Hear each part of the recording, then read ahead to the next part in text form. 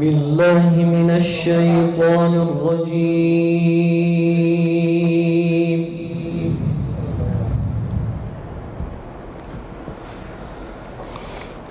بسم الله الرحمن الرحيم.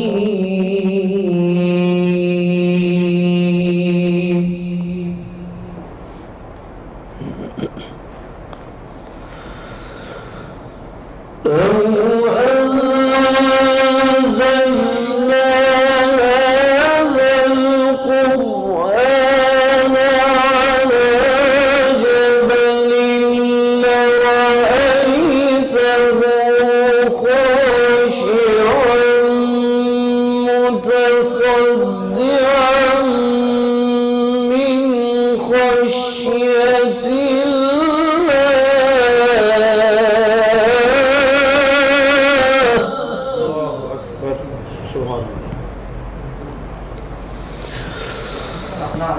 وتلك الأمثال نضربها للناس لعلهم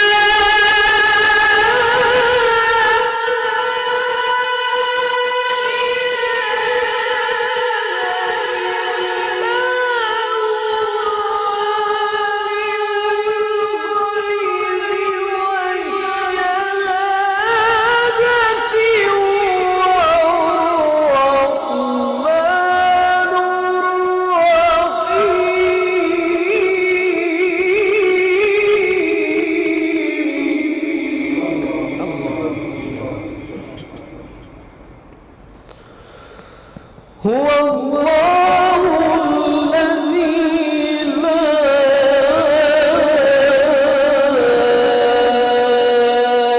إله إلا هو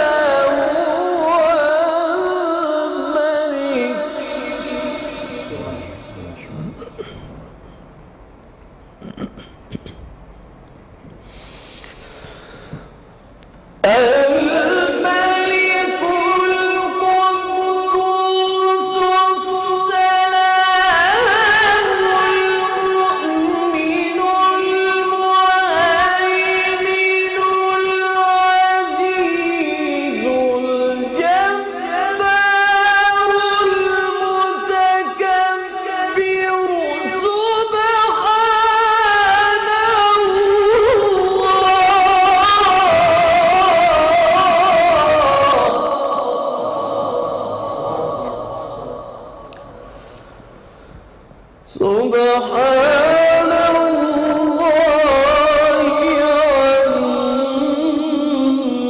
عما يشركون.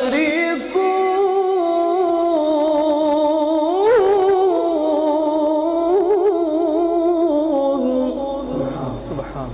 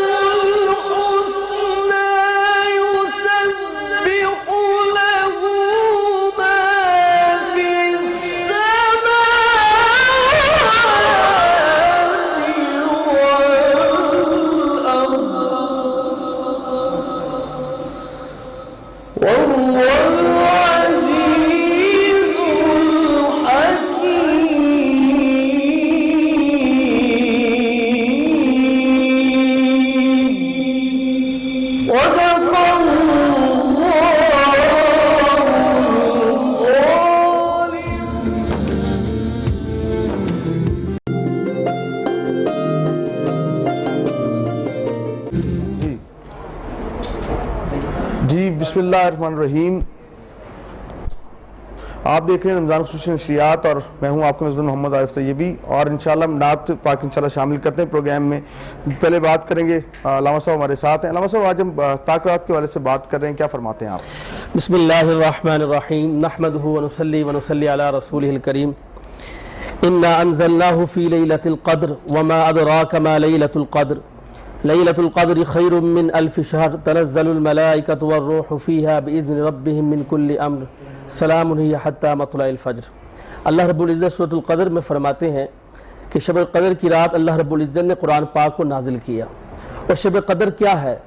شب قدر 1000 مہینوں سے افضل ہے، اور اس رات کو فرشتے اللہ رب العزت کے حکم سے نزول ہوتا ہے، اور جو شب قدر میں رات کو عبادت کر رہے ہوتے ہیں تو اللہ رب العزت کے فرشتے اس پر سلام بھیجتے ہیں، درود بھیجتے ہیں۔ اس کے بعد فرمایا کہ روایات کے اندر آتا ہے کہ حضرت انس رضی اللہ تعالیٰ عنہ فرماتے ہیں کہ جو شخص اس رات کو مرحوم ہو گیا وہ گویا کہ تمام کاموں سے، بھلائیوں کو کاموں سے مرحوم ہو گیا۔ فرمایا کہ شب قدر کی کتنی راتیں ہیں؟ روایات میں آتا ہے کہ 21 کی رات جو گزر چکی ہے، 23 کی رات، 25 کی رات، 27 کی رات اور 29 کی رات۔ اور روایات کے اندر آتا ہے نبی علیہ السلام کا معمول مبارک تھا کہ آخری ایام، یہ آخری عشرے کے اندر آپ کمر باندھ لیتے تھے، اور کمر باندھنے کے بعد اللہ اور اللہ کے رسول صلی اللہ علیہ وسلم اللہ کی خوب عبادت کرتے تھے، اور صحابہ کا بھی معمول تھا۔ اور فرمایا کہ اس رات کو حضرت آدم علیہ السلام کے مادے کو جمع کیا گیا، حضرت عیسیٰ علیہ السلام کو شب قدر کی رات کو اٹھایا گیا۔ اور روایات کے اندر آتا ہے کہ اللہ رب العزت جنت کے اندر اپنی جنتیوں کے لیے درخت لگاتے ہیں شب قدر کی رات کو۔ اور فرمایا کہ یہ ایسی رات ہے کہ اس رات جو بھی اللہ سے مانگا جائے اللہ بندے کو دے دیتا ہے۔ اور فرمایا کہ جو اس رات کو اعتکاف بیٹھتے ہیں تو اعتکاف والوں کی بھی بڑی فضیلت ہے۔ اور فرمایا کہ جو اس رات کو اعتکاف میں بیٹھ کے اللہ کا کلام اور نفل جو پڑھتا ہے، اللہ رب العزت کو دنیا کے اندر بھی آسانی والا معاملہ فرماتے ہیں اور آخرت کے اندر بھی آسانی والا معاملہ فرماتے ہیں۔ اس لیے شب قدر کی رات بہت اہم رات ہے۔ حضرت عائشہ رضی اللہ تعالیٰ فرماتی ہے کہ رسول اللہ صلی اللہ علیہ وسلم صحابہ کو تلقین کیا کرتے تھے کہ اس رات کو آپ عبادت کیا کریں کتنی ہو سکے۔ تو اس لیے کتنے بھی بھائی ناظرین سن رہے ہیں تو ان کو چاہیے کہ اس رات کو خوب عبادت کریں۔ اللہ مجھے اور آپ کو عمل کرنے کی توفیق عطا فرمائے۔ علامہ صاحب ہم دیکھتے ہیں کہ جب شتاک رات آتی ہے اور مساجد اب تو یہ کورونا کی وجہ سے حکومت نے یہ کہا ہے کہ آپ جو ہے اس کا خیال کریں، تو لوگ پھر بھی کہتے ہیں مسجد میں جا کر عبادت کریں، تسبیح کا جو اہتمام ہوتا ہے باجماعت، اس کے بارے میں کیا کہ باجماعت ہو سکتی ہے یا نہیں ہو سکتی؟ جی باجماعت کوشش یہ کیونکہ نفلی عبادت ہے نا، جی نفلی عبادت ہے۔ اکثر علماء کرام یہ فرماتے ہیں کہ باجماعت نہ ہو، سکھائی جائے، خود کی جائے، ان کو بتلایا جائے، یا کوئی ساتھ ہو وہ تھوڑی سی آواز سے بول لے جس کی وجہ سے دوسرے کو بھی سنائی دے، وہ ساتھ ساتھ یہ صلاۃ التسبیح پڑھے۔ لیکن صلاۃ التسبیح کے بڑے فائدے ہیں۔ سب سے پہلے فائدہ یہ ہوتا ہے کہ اللہ کا قرب حاصل ہوتا ہے، اور انسان جب صلاۃ التسبیح پڑھ کے اللہ کی تسبیح زیادہ سے زیادہ بیان کرتا ہے، اس کا مقصد یہی ہے کہ اللہ کی تسبیح زیادہ بیان کی جائے، اللہ کی تعریف زیادہ بیان کی جائے، اللہ کی حمد زیادہ بیان اللہ کی حمد بیان کی جائے۔ لیں گے شارٹ بریک، حاضر ہوں گے یقین کے ساتھ کہ آپ کہیں نہیں جائیں گے۔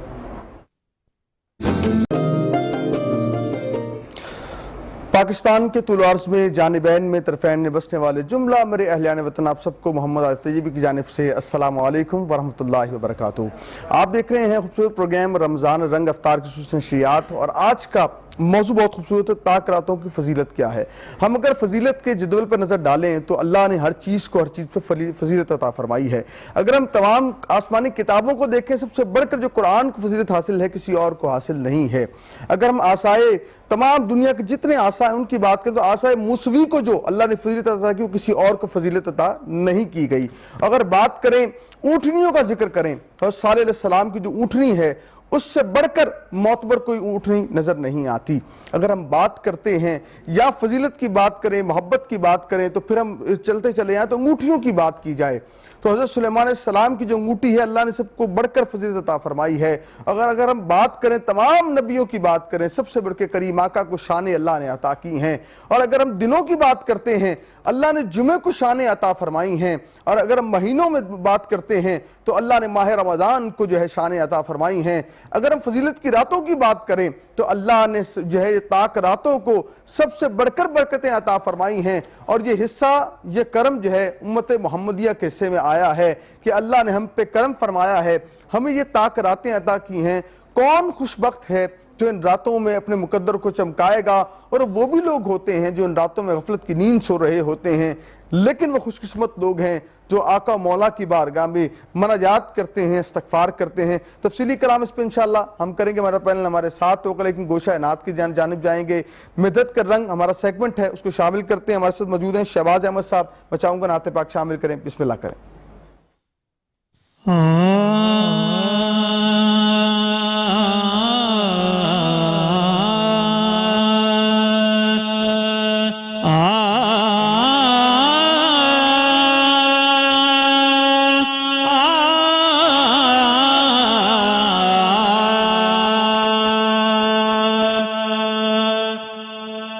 عشق تیرا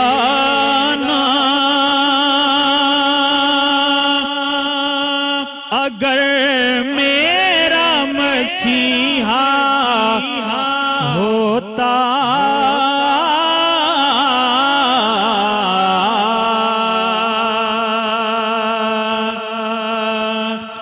عشق تیرا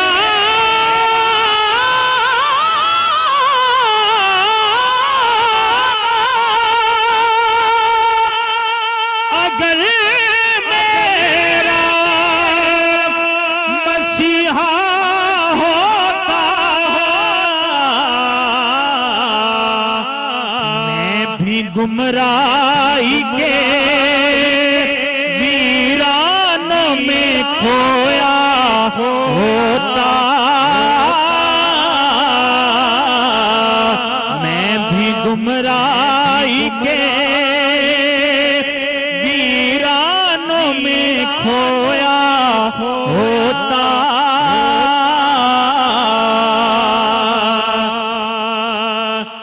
کاش یہ آنکھیں تیری راہ کے ان کے چنتی، کاش یہ آنکھیں تیری راہ کے ان کے چنتی، دل تیرے شہر کی گلیوں میں سلگتا ہوتا، دل تیرے شہر کی گلیوں میں سلگتا ہوتا۔ چشتی رحمت اللہ تعالیٰ علیہ آپ نے لکھا، تیری نسبت نے سنوارا ہے میرا انداز حیات، یا رسول اللہ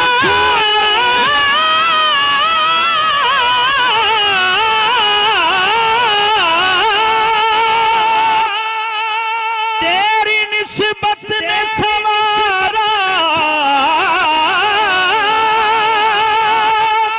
تیری نسبت نے سنوارا میرا انداز حیات، میں اگر تیرا نہ ہوتا سگے دنیا ہوتا،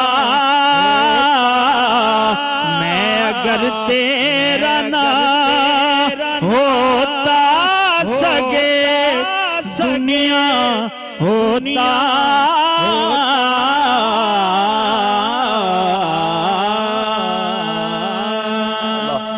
شہباز صاحب خوبصورت نعت پیش کر رہے تھے، اس سلسلے کو بڑھائیں گے سید عمران صاحب، بسم اللہ کریں آپ جی۔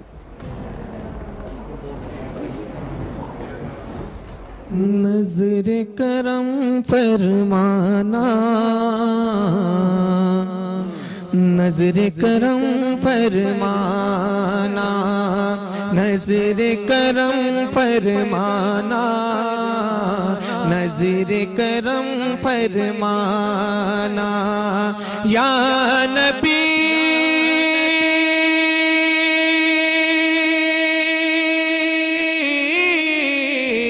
یا نبی نظر کرم فرمانا یا نبی نظر کرم فرمانا اے حسنین کے نانا اے حسنین کے نانا اے حسنین کے نانا اے حسنین کے نانا زہرا پاک کے صدقے ہم کو طیبہ نگر بلوانا اے حسنین کے نانا اے حسنین کے نانا اے حسنین کے نانا اے حسنین کے نانا اور سج گئی ہے میلاد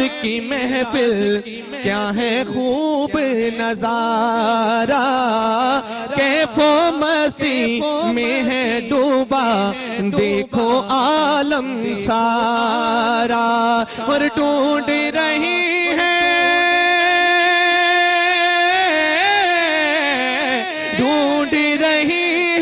آپ کی رحمت بخشش کا بہانہ اے حسنین کے نانا اے حسنین کے نانا ماشاءاللہ اے حسنین کے نانا خوبصورت نعت پاک پیش کر رہے تھے عمران صاحب. آپ کا بھی عمران صاحب بہت شکریہ. آج ہمارا موضوع ہے طاقت فضیلت کیا ہے. علامہ صاحب کیا کہیں گے نوجوان جو ہیں ہم دیکھتے ہیں دور نہیں ہوتے جا رہے طاقتوں سے معاملات سے, کیا فرمائیں گے اس حوالے سے؟ بسم اللہ الرحمن الرحیم. دیکھیں جی طاقت کی رات بنی اسرائیل کی توبہ کو اللہ رب العزت نے قبول فرمایا. صحیح. اور نوجوان کو چاہیے واقعی آج کل سوشل میڈیا کا جو دور ہے, آج ہم نفسی کا عالم کے اندر ہم مصروف ہو چکے ہیں, لیکن ہمیں چاہیے کہ ہم سب سے پہلے تربیت جو ہے نوجوان کی قرآن سے کریں. سبحان اللہ. جب ہم قرآن سے کریں گے, اپنے محبوب صلی اللہ علیہ وسلم کی سنتوں سے کریں گے, یقین جانے یہ نوجوان جو کتنی بھی نسل ہے یہ اہدنا الصراط المستقیم کے راستے پہ چل رہے ہیں. واہ واہ سبحان اللہ. آج ہمارے اندر یہ ہوتا ہے کہ ہم بزرگوں کی تعداد مساجد میں زیادہ نوجوانوں کی کم ہوتی ہے, اور ویسے حکومت کا بزرگ جا نہیں سکتے. جی بزرگ جا نہیں سکتے, اور نوجوان پھر مسجد میں نظر نہیں آتے, اور مسجدوں کی تعداد کم ہو چکی ہے. تو اس لیے فرمایا کہ سب سے اہم جو دعوت تبلیغ کی جائے. جب ہم گھروں کے اندر جائیں گے نوجوانوں کو دعوت تبلیغ کریں گے, کیونکہ جوانی کے اندر اللہ کو سب سے زیادہ جو عبادت محبوب ہے وہ کسی اور جگہ نہیں ہے. دیکھیں جی ایک اونٹنی کا واقعہ آیا کہ ایک شخص نے اونٹنی یا گھوڑے کے اوپر بیٹھ کے 80 سال عبادت کی. 80 سال. تو صحابہ بڑے کہے یا رسول اللہ صلی اللہ علیہ وسلم ہمیں کوئی بتائے. فرمایا کہ یہ 80 سال کی جو عبادت ہے اس کی فضیلت قدر کی راتوں میں ملے گی. تو اس لیے نوجوان کو سمجھانا چاہیے کہ اللہ اور اللہ کے رسول صلی اللہ علیہ وسلم کی طریقہ کیا ہے, صحابہ اکرام رضوان اللہ تعالی اجمعین کا طریقہ کیا ہے. اس لیے عارف بھائی میں یہ کہنا چاہتا ہوں, جب انسان طاق راتوں میں اللہ کی عبادت کرتا ہے, خاص جوان, تو فرماتے ہیں کہ جب جوان عبادت کرتا ہے عبادت کے فوراً بعد اللہ اس کو مزدوری عطا فرما دیتا ہے. تو اس لیے نوجوان کو چاہیے کہ خوب عبادت کرے. نوجوانی میں سب سے محبوب ترین جو عبادت کا طریقہ وہ یہ شب قدر کی راتیں ہیں انشاءاللہ. ٹھیک ہے سر, ہمارے آپ ساتھ ہیں ہمارے سے, یہ بتائیے کہ یونیک کو آپ ماشاءاللہ دیکھتے ہیں, آپ ہیڈ بھی ماشاءاللہ, یہ اب ایجوکیشن سسٹم جو ہے ہمارا آن لائن کی طرف چلا گیا, جبکہ ہمارے نوجوان کا مزاج نہیں آن لائن پڑھنا. تو کیا مشکلات پیش آ رہی ہیں, یا آپ کو کیا تجربہ حاصل ہوا آن لائن ایجوکیشن کے حوالے سے؟ بسم اللہ الرحمن الرحیم. بہت شکریہ. ایکچول میں جو ایجوکیشن ہے یہ اس کا معنی ہی یہ ہے کہ نشو و نما کرنا, ابھارنا, نکالنا. صحیح. ہم جو موجودہ دور ہے ہم سمجھتے ہیں کہ بچہ جو ہے وہ ایک خالی بکٹ کی طرح ہے, اور ہم lot of ideas, lot of information, lot of knowledge اس میں ڈالنے کی کوشش کرتے ہیں. حالانکہ علم جو ہے, تعلیم جو ہے وہ نکالنا ہے. ٹھیک ہے, اور خود شناسی کا نام ہے, اور نبی کریم صلی اللہ علیہ وسلم فرمایا نا کہ من عرف نفسہ فعرف ربہ, جو شخص اپنے آپ کو پہچان جاتا ہے وہ اپنے رب کو پہچان جاتا ہے. اور علم جو ہے وہ میں اکثر کہا کرتا ہوں کہ ایک بیج, علم صرف سکول اور کالج کی حد تک نہیں ہے. انسان کا جو علم سیکھنے کا عمل ہے وہ گود سے لے کے گور تک ہے, اور پورا معاشرہ اس کو جو ہے وہ اس میں ذمہ دار ہے, پیرنٹس بھی, سب بھی ہے. اب جیسے ایک بیج کی ایک مثال لیں, ایک ایپل سیڈ ہے, جب آپ اس کو غور سے دیکھتے ہیں ٹائنی سا چھوٹا سا بیج ہے, لیکن اگر آپ اس پہ غور کرو تو اس کے اندر ایک پورا درخت موجود ہے. صحیح. اور اس درخت میں جو 50 سال تک اس پہ ایپل لگنے ہیں, سیب لگنے ہیں, وہ اس کے اندر موجود ہوتے ہیں. تو بچے کے اندر پوٹینشیل اللہ نے قدرتی طور پر جو اس کے اندر رکھنا ہے وہ رکھ دیا ہے. اب جس طرح ایک مالی کا کام ہے, اس مالی نے اس بیج کو نہیں بتانا کہ اس نے کس طرح درخت بننا ہے. صحیح. مالی کا کام جو ہے وہ ٹیچر کا کام ہے. ٹیچر کا مالی جو ہے اس کو مناسب ماحول مہیا کرنا, روشنی دینا, اس کو پروٹیکشن دینا, تاکہ اس کے اندر جو صلاحیتیں موجود ہیں وہ نکھر کے سامنے آئے. ٹھیک ہے. اب یہ آج کل جو آن لائن ٹیسٹ, ہمارا بھی آن لائن ٹیسٹ سسٹم چل رہا ہے, لیکن جو فزیکل کلاس ہے, اب بچہ ایک پڑھ رہا ہے آن لائن میں, بچے کو پرابلمز ہیں وہ شیئر نہیں کر سکتا, لیکن جب ایک بچہ رات کے وقت ماں اس کو جلدی سلا رہی ہوتی نا, بیٹا اٹھ جاؤ صبح سکول جانا ہے, ٹھیک ہے, بچہ یونیفارم پہن رہا ہوتا ہے, وہ ایک قسم کا اس کا مینٹلی وہ ایڈجسٹ کر رہا ہوتا ہے اپنے ساتھ کہ میں نے صبح سکول جانا ہے. سکول کا گیٹ انٹر ہوتا ہے, سکول کے در و دیوار اس کو سکھا رہے ہوتے ہیں, اپنے بڑوں سے سیکھ رہا ہے, چھوٹوں سے سیکھ رہا ہے, اور جب ٹیچر پڑھا رہا ہوتا ہے نا تو بچے کے چہرے کی طرف دیکھ رہا ہوتا ہے کہ اس بچے کو کیا چیز سمجھ آ رہی ہے, کیا نہیں چیز سمجھ آ رہی ہوتی. وہ فیلنگز جو ڈیولپ ہوتی ہے, ایک استاد, ایک مربی, ایک مصلح ہے, ایک رہنما ہے, کہ وہ شاید آن لائن ٹیسٹ سسٹم میں وہ چیز تو موجود نہیں ہے, لیکن موجودہ حالات میں جو ہے ہمیں اس کی طرف جانا پڑا, اور اس سے بھی بچوں کی مختلف جو لرننگ ہے وہ ہوئی ہے, نئی ٹیکنالوجی سے آگاہی ہوئی ہے, اور وہ جو انفارمیشن مختلف گوگلز کے اوپر, یوٹیوبز کے اوپر جو ہے, جو جدید ٹیکنالوجی آئی ہے اس کے اوپر موجود ہے, بچوں نے اس سے بہت کچھ سیکھا ہے. سر یہ یونیک کی کتنی برانچز ہیں اور یہ کتنے سال ہو گئے اس کارواں کو چلتے ہوئے؟ جو ہے یونیک گروپ آف انسٹیٹیوشن جو ہے اس کی مور دین 70 کے قریب برانچز ہیں, اور یہ پورے پنجاب میں اب ہے, اور یہ 1986 میں چیئرمین عبد المنان خرم صاحب نے اس کو سٹارٹ کیا, اور یہ اس وقت سے ہے, اور نہ صرف ایجوکیشن کے اندر بلکہ تربیت کے اندر جتنا اس کا کردار ہے وہ ایک نمایاں ہے. اچھا, ہم دیکھتے ہیں نوجوانوں کے اندر جب یہ ایجوکیشن کی بات کرتے ہیں تو اب استاد اور شاگرد کا اس طرح کا ادب کا تعلق ختم ہوتا جا رہا ہے. ہم دیکھتے ہیں اس کی کیا وجہ ہے, کیا نمبر لینے کی دوڑ ہے, یا جتنے انسٹیٹیوٹ ہو گئے وہ کہتے ہیں ہم پہلے نمبر پہ آ جائیں, ایجوکیشن دیے جا رہے ہیں, تربیت سے کہیں دور ہو گئے, آپ کیا دیکھتے ہیں سر؟ میں اس وقت میں جو سمجھتا ہوں کہ وہ علم سے زیادہ ہمیں ادب کی ضرورت ہے. زبردست. موجودہ جو 21st سینچری اب چل رہی ہے, علم سے زیادہ ہمیں ادب کی ضرورت ہے. مجھے بڑا ایک ریسنٹلی میں ایک کتاب پڑھ رہا تھا, تو اس میں امام مالک جو تھے, موتا امام مالک, ان کے شاگرد تھے امام ابو القاسم. امام ابو القاسم 20 سال تک جو ہے امام مالک کے ساتھ رہے, اور ان سے پوچھا گیا کہ آپ نے کیا کیا, تو انہوں نے کہا میں نے 18 سال امام مالک کے پاس رہ کے میں نے ادب سیکھا, اور صرف 2 سال میں نے علم سیکھا ان سے.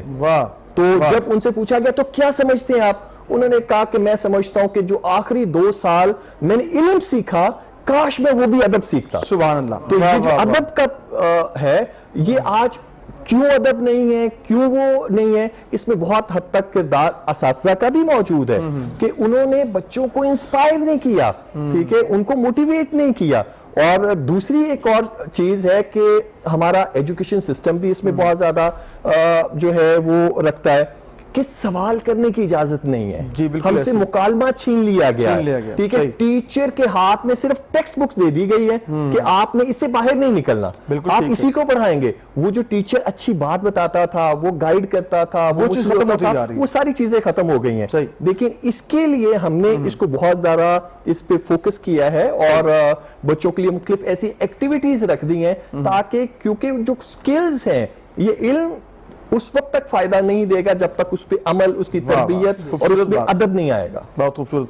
سر یہ بتائیں, لاک ڈاؤن بڑھتا جا رہا ہے اور گورنمنٹ جو ہے مزید اور بچوں کی تعلیم بڑی متاثر ہو رہی ہے. ایک طرف سے بچے خوش ہیں کہ چھٹیاں مل گئی ہیں, لیکن ہم دیکھیں تو بہت زیادہ جو ہے نا وہ متاثر ہو رہا ہے معاملہ. آپ کیا دیکھتے ہیں, اس کو کس طرح لے کے آگے آپ چلیں گے, یا بچوں کی تعلیم کس حد تک جو ہے نا وہ ریکور ہو سکیں گی, چیزیں سلیبس وغیرہ کچھ سمجھ نہیں آتا, کیا کہتے ہیں آپ؟ ابھی تک تو جو سچویشن ہے آن لائن ٹیسٹ سسٹم, میں نے کہا کہ اس طرح تو وہ کمی پوری نہیں کر سکتا. بالکل ٹھیک ہے. اب اس میں اس کمی کے اندر جو ہے وہ پیرنٹس کا رول بہت اہم ہو گیا. جی جی. جو پیرنٹنگ ہے نا آج کے دور کی، اگر کہتے ہیں کہ پیرنٹنگ یہ ہے کہ اگر آپ بچے کی اچھی پرورش کر دو گے نا، اب وہ بچہ گھر میں موجود ہے، ماں موجود ہے، باپ موجود ہے، دوسرے بہن بھائی موجود ہیں، وہ رسپانسبلٹی گھر کی زیادہ بڑھ گئی ہے، ماں کا کردار زیادہ اہم ہو گیا ہے. اور کہتے ہیں پیرنٹنگ اگر آپ اچھے طریقے سے بچوں کی پرورش کریں تو یہ 20 سال کا پروجیکٹ ہے. اور اگر آپ یہ 20 سال بچے کے نہیں اس کو مینج کر سکے تو ساری زندگی کا یہ پروجیکٹ بن جاتا ہے. بالکل صحیح ہے. بچے مائیں کیونکہ آج کل وہ آن لائن ٹیسٹ سسٹم چلتا ہے، اس پہ کمپلینٹس بھی آتی ہیں، تو وہ پیرنٹس کہتے ہیں کہ بچہ موبائل بہت زیادہ یوز کر رہا ہے، بچہ جو ہے وہ ٹی وی دیکھنا شروع کر دیا ہے، بچہ پڑھتا نہیں ہے، بچہ بیک آنسرنگ کر رہا ہے، بچہ یہ ساری چیزیں پرابلم ہے. تو ایسی صورتحال میں ہم گائیڈ بھی کرتے ہیں کہ بچے کو سمجھائیں، لیکن بچے کو سمجھاتے ہیں اثر ہوتا ہے. ایسا نہیں ہو سکتا کہ اگر یہ آن لائن کی بجائے حکومت یہ کر دے کہ ٹھیک ہے اسکول آپ کھول لیں لیکن تعداد وہاں پہ 30% کر دیں کہ پہلے 25% بچے آ جائیں، منڈے کو آئیں، پھر ایک دن گیپ رجسٹر کر کے تاکہ کلاسز لگتی رہیں، گیپ نہیں آنا چاہیے، تعداد کم کر دی جائے، ایس او پی کا خیال رکھا. لیکن یہ بند کرنا تو کوئی حل نہیں ہے میرے خیال سے. بالکل اس میں آپ کی اتفاق کرتا ہوں، کیونکہ وہی جو آن لائن سے فزیکل جو ایجوکیشن ہے وہ کبھی بھی اس کا نیم البدل نہیں ہو سکتا. ٹھیک ہے. اب جو نیم البدل نہیں ہے تو اس سلسلے میں پیرنٹ جو پچھلے دنوں میں 2 دن کی اجازت دی گئی تھی اس میں بڑا اچھا بھی رہا. اور میرا خیال جس قدر سکولز، کالج، یونیورسٹیز اس ایس او پیز پہ عمل کر رہے ہیں، ہمارے پورے سوسائٹی کے اندر کنٹینیو کریں گے. جانے ایسے کا وقت ہو جاتا ہے، واپس انشاءاللہ آئیں گے. ناظرین کا ہم لیتے ہیں شارٹ بریک. حاضروں کے یقین کے ساتھ کہ آپ کہیں جائیں.